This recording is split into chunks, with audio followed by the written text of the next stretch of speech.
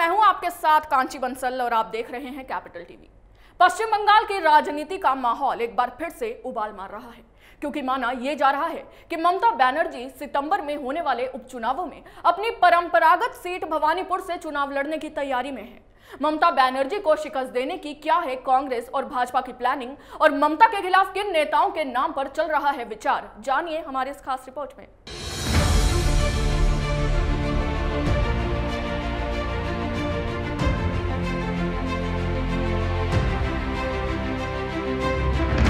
पश्चिम बंगाल में 30 सितंबर को उपचुनाव तय किए गए हैं। इनमें ममता बनर्जी के अपनी परंपरागत सीट भवानीपुर से लड़ने की बात लगभग तय मानी जा रही है। इस बीच जहां कांग्रेस ममता के खिलाफ उम्मीदवार न उतारने पर सोच विचार कर रही है, वहीं दूसरी ओर बीजेपी नेतृत्व 6 कद्दावर नेताओं के नाम पर चर्चा कर रहा है। बताया ये जा रहा है कि ममता को भवानीपुर में झटका देने के लिए बीजेपी एड़ी चोटी का जोर लगा सकती है। रिपोर्ट्स की माने तो भाजपा ममता बनर्जी के खिलाफ भवानीपुर से जिन 6 नामों पर विचार कर रही है, उनमें टीएमसी से पूर्व राज्यसभा सांसद दिनेश त्रिवेदी का नाम भी सबसे ऊपर है।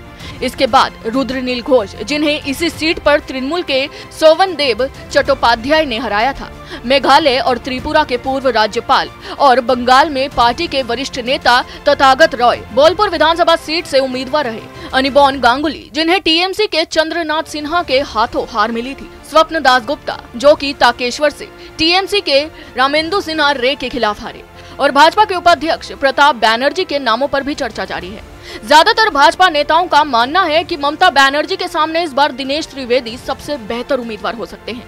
दरअसल इसके पीछे भाजपा का गणित ये है कि सीट पर जो 2 लाख से ज्यादा वोटर हैं, उनमें 50,000 भाजपा के समर्थन वाले हैं। इनमें बंगालियों के साथ गुजराती, सिख, बिहारी, मारवाड़ी और दूसरे समुदाय के लोग भी शामिल हैं। इसके अलावा तथागत रॉय और रुद्रनील घोष भी ममता के खिलाफ चुनाव में खड़े हो सकते हैं। 2014 के लोकसभा चुनाव में तथागत राय भाजपा की ओर से कोलकाता दक्षिण से उम्मीदवार थे, और वे इसमें टीएमसी के सुब्रत बख्शी से सीधी टक्कर के बाद हारे थे। हालांकि उस चुनाव में उन्हें भवानीपुर विधानसभा क्षेत्र में अच्छी बढ़त मिली थी। आपको बता दें कि केंद्रीय चुनाव आयोग ने पश्चिम बंगाल की 3 विधानसभा सीटों पर उपचुनाव की तारीख का ऐलान किया है।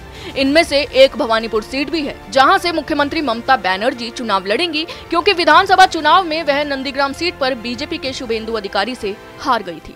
भवानीपुर सीट पर होने वाला उपचुनाव भी नंदीग्राम के संग्राम से कम नहीं होगा, क्योंकि बीजेपी यहां ममता के खिलाफ बड़े चेहरों पर दाव लगाने पर एड़ी चोटी का जोर लगाती साफ नजर आ रही है। अभी के लिए बस इतना ही। आप देखते रहिए कैपिटल टीवी। जय हिंद।